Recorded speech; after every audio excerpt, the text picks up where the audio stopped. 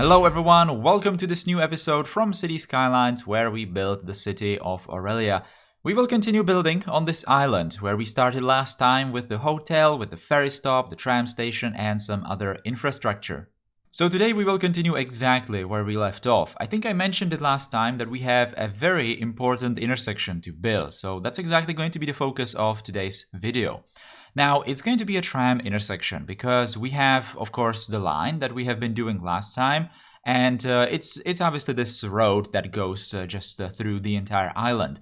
But there's also another tram line that was aiming towards the island, and today I'm just going to extend it all the way to the island and across the river, as you can see here.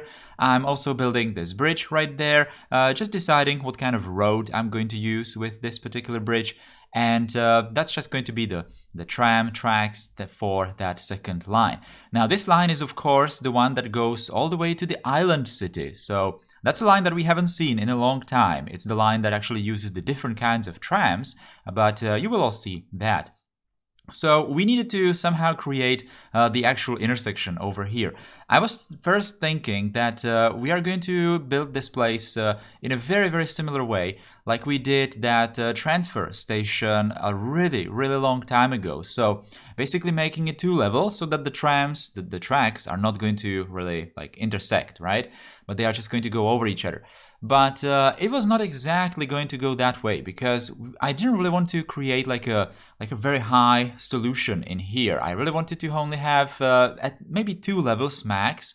Maybe 1 level, but 2 levels kind of felt better for this. So I finally decided that we are just going to do the tracks intersected, but I had to create a custom network for that. We also needed to create some sort of an intersection with the roads as well. It's not exactly like a super high capacity intersection or interchange or whatever, but I don't really believe that this bridge is going to see that much traffic. It's probably not going to be the main connecting point between the different parts of the river, because we have the highways that are coming to the industrial zone. That's probably going to be the main road to the other side of the river. And we also have, with the residential bridge, there's also a very high capacity road and intersection with the rest of the city. So this bridge is probably not going to be all that super used by car traffic, but it might be used quite a lot by trams and obviously people using the public transport, because right when these trams cross the bridge, to the side of the river where we haven't really built anything yet, there's going to be a train station again with that line that goes all the way to the industrial zone. So there's going to be lots of public transport just connected with each other. So yeah, there's going to be just a lot of public transport. All right. Now, also, as you can see, this tram also needs to cross that little canal that separates, the mainland, let's call it, with this island, so that it's a shorter part of the river. All right, so this is basically the shape of this entire intersection. As you can see, let me just explain the road, how it works. Basically, it has, of course, this road is just divided. It has the one-way roads on both sides of the tram that goes through the middle. Now, if you are going from the downtown in the direction from let's say the shopping mall, for example, and you want to turn left to this bridge, then you actually need to continue past the intersection to the bridge, and then there is like a little U-turn area where you're just going to do the U-turn, and then you're going to turn right into the bridge when you are basically just returning back towards it. Now, it's very similar if you want to, for example, continue into the island, maybe into some of these residential areas that are further away from the downtown. Then basically you want to turn left from the bridge, but you cannot. You have to turn right and then do a U-turn and continue, wherever you want to go. So it's actually very similar to that, I think it was called a through turn intersection that I built a really long time ago, not in Aurelia, but in Rockdale City. Really long time ago. I think that was actually the first like a proper detailing video from Rockdale. So it's actually very similar to that intersection, and it allows me to not have this place very complicated with all the roads and all the ramps and connections. So I can focus more on making the trams and maybe some pedestrian connections as well, and just make it look like the cars are really not like top priority of this entire place, which is definitely what I was aiming for. All right, so this is going to be the basic shape of that of this elevated tram stop. So it's going to be a transfer stop again. Obviously, we have these two lines. The one line is going from the island city all the way, to the other side of the river. So it's probably going to collect quite a lot of people, maybe from either the island itself, or maybe people going from, let's say, the shopping mall. Maybe people going to the island city actually from this island, or from maybe even an industrial zone actually, because you can transfer from the trains and all kinds of possible combinations where people might want to go. And of course, the line that goes to the island city, the old line that we have been connecting here, it might also connect somewhere past the island city into some different parts of the city. So this is actually going to be a very important, like, a public transport hub, because people from all kinds of parts of the city might just want to go there and just transfer to the different line. So there's going to be quite a lot of people. I think I built the place to really accommodate lots of people. It's not going to be like a small station, and this place even itself might be interesting for people just going from all parts of the city, because there's going to be all kinds of these commercial buildings. As you can see, I'm doing the same style like I did last time, so I'm using these quite short commercial buildings that I'm just going to use for these lower levels right next to this main road. There's probably going to be quite a lot of them, maybe a bit more than the island needs, but like I said, there's a lot of public transport available to just arrive to this place from all parts of the city, really. So it doesn't really matter, because it might just be fine for just people to go here. They don't really need to live here in order to shop here, of course. So I'm doing this, and we are also going to see some expansion of those residential areas on the top there. I was not exactly sure if I'm going to stretch these commercial buildings all the way to, I don't know, the other side of the island maybe. Later I'm going to use different kinds of these buildings, but I think I'm not really going to continue with this past today's project, because it's not really looking all that great when it's super long. So in these places it's fine, but I'd rather not make it much larger. So using exactly the same kind of detailing I did last time, which means these retaining walls, and of course this grass just to fill this surface. There was a tiny bit of a problem with today's episode, and that was the fact that when I'm going to zoom out, reasonably away from this place, then obviously the LOD is going to kick in, and some of these roads are going to start looking strange, and some of the grass that I'm putting right there is just going to look like it's going over those roads. So for today's cinematics, I'm just trying to keep all the shots, aimed closer towards what we built, because it's just going to look much better. But even from bigger distances, it's not really noticeable that there are any details missing or something, so it's fine, I guess. I also had to somehow do this bridge. I wasn't really sure if I want to keep that bridge, the structure of the bridge itself, if I want to keep it as it is, or convert it into procedural objects and maybe just scale it up, or make it just longer, stretch it, something like that.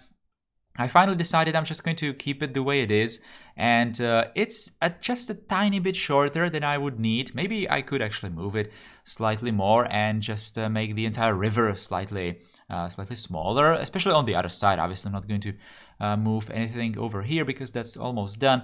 Also, the bridge, the structure, the pylons themselves should be a tiny bit wider, because this road is really wide.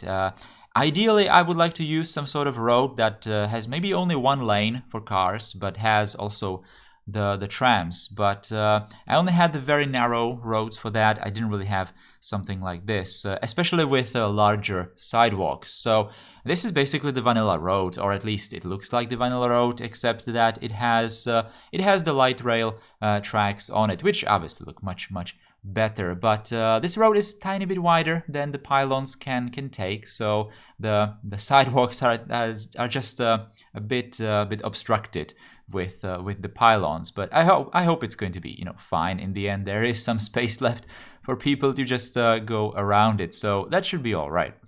Okay, so I kind of left what we've been doing behind, and we are going to continue with this residential expansion right here.